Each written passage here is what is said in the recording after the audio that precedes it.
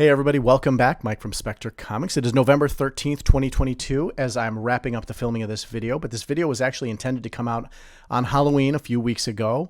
I'm drawing Emily the Corpse Bride from the classic Tim Burton movie. Last year we did pick a drawing of Victor from the same movie, The Corpse Bride, played by Johnny Depp. Helena Bonham Carter voices the character Emily in that movie. And I think I mentioned in that Victor video a year ago that when I first saw The Corpse Bride, it just didn't really grab me. I love Tim Burton movies. I love the worlds he creates.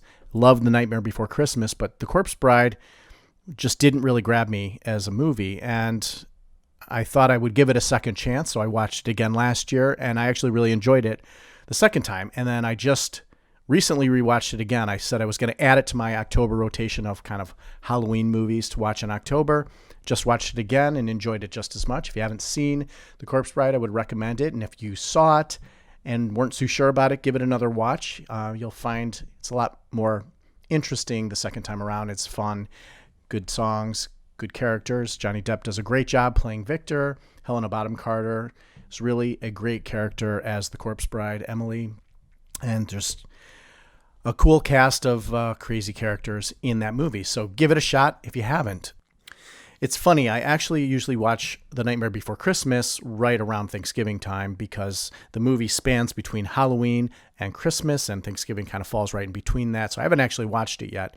Now, even though The Corpse Bride is not associated with any sort of holiday, it does have the kind of atmosphere that suggests like late fall, early winter, because it's a cold, gray kind of environment, and so it kind of falls right around now. But I did want to keep it in line with my Halloween month of scares because it does kind of have a horror element to it, even though it's kind of a comedy in a way.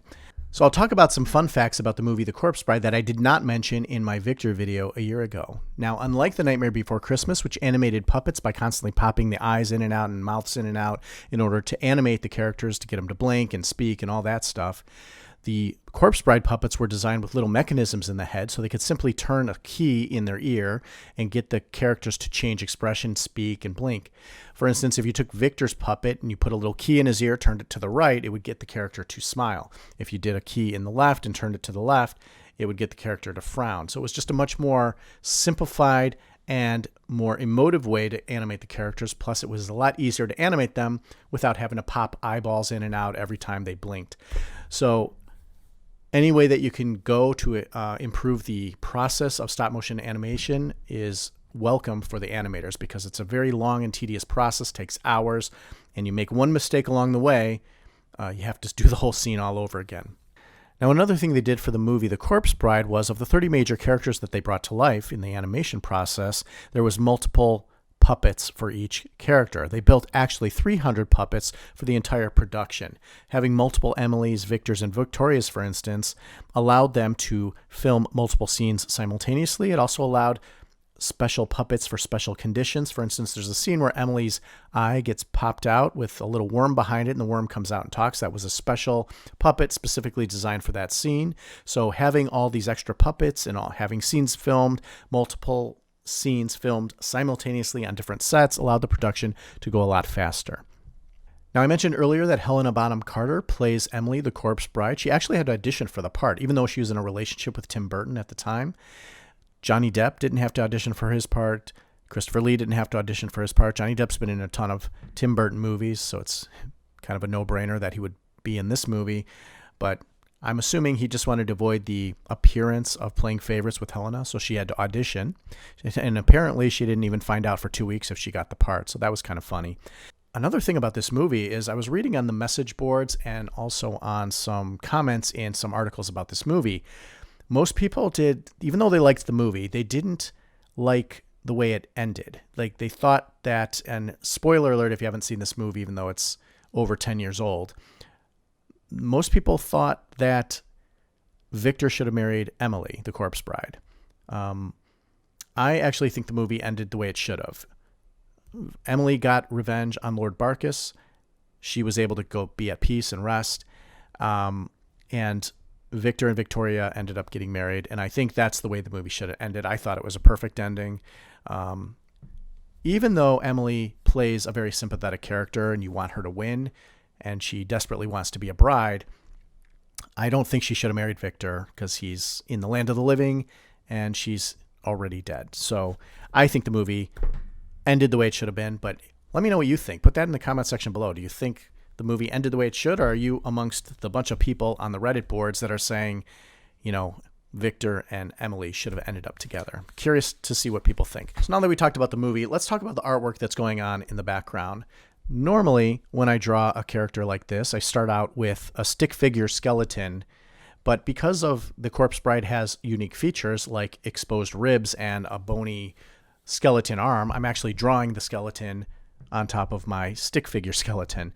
So normal process, I started out by just sketching out the pose of the character and then using that as an underlay and then starting to draw the line work that I normally do. Now, I've done plenty of videos where I talked about my drawing process, my line work, and I'm not going to go into as much detail here on that. I actually want to just talk about the drawing itself.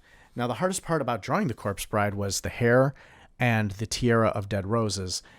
Just a lot of detail in there that, I tried to simplify it down because I didn't want to have to draw all that little detail, which you can't really even see unless you really get close and examine the drawing anyway. Now, this drawing took a total of 5 hours to complete, which is weird because the Victor drawing I did a year ago took half that time. I'm assuming that the reason it took so long to finish this drawing is because I stopped and started so many times. Like I said, I started in mid-October, started drawing it. Another reason is because I was filming another video. The video I posted before this video was about how to screen capture your drawing process on your tablet. And I used this drawing, as an example of how to do that. So I kind of had to stop in the middle of drawing it to show that as an example. And so I filmed a video in the middle of drawing this drawing, and therefore it probably took a little extra time. Now, as I said, I tried to simplify a lot of the more difficult elements, or a lot of the more detailed elements. Again, my style of drawing is a little more basic and not getting into all of the crazy detail. Now, there's a lot of texture in the dress. Instead of drawing the texture in, I actually just used a filter when I got to the coloring phase of the project. There's a lot of frayed edges, so a lot of unique corpse bride elements like the frayed dresses, the exposed ribs, the exposed bony arm, which I used the coloring process to kind of add the detail in. So for the dress, I actually added a filter to the color of the dress. The dress was kind of like a off-white or a creamy white color, and I used a texture filter overlay on an additional layer to get that texture in there. Now, on Emily's cheek, there is actually a gash in her cheek, and it exposes the jawbone and the teeth. And I didn't really go into that much detail because I didn't want to kind of be gross with it. But I just simplified it by shading in the opening in the cheek and then using the eraser tool to kind of just erase what would be teeth. Just very subtle hint. If you look closely at the cheek, you'll kind of see that. But the intention was to simplify it and not make it too gross because she does have this big open wound on her cheek. So for the coloring of this picture, I went through my normal process of first applying flats, but what's really important in a picture like this is the application of shadows and highlights. Now, because I set the background to be a full moon in a forest with black silhouetted trees kind of surrounding Emily, I wanted to use the shadows and highlights to really create volume on the character. So anywhere where the moonlight would hit her face or her arms, I really wanted to highlight that in a bright color. And then everywhere else would kind of be in shadow. So you could see on the right side of her, on the left side of her face is cast mostly in shadow, and it just surrounds her face. It really brings volume and highlights certain features by using shadows and highlights in this way. Another thing I did was with the veil. I wanted the veil, because in the movie the veil is transparent, and I wanted to, it's kind of like a purpley fuchsia kind of color. So what I did there was I just outlined it first, but then I turned the black outlines into the kind of purple color, or whatever color it is, the pinkish color. And then I filled in the rest of the veil with that same color, but then I changed the transparency so it was less opaque, so that you could see through it, because I really wanted to see the moonlight through it, and I wanted to see the trees, the silhouetted trees, kind of go through it as well. So I did that. And that's kind of how the drawing turns out. We could see the final drawing here behind me. You can see this drawing if you want to look closely. I've posted it on Instagram at Space Misadventure, so go ahead and check it out there. I really appreciate you watching the video. Go ahead and like the video, subscribe to my channel. I really appreciate you watching. We will see you next time. Have a great day.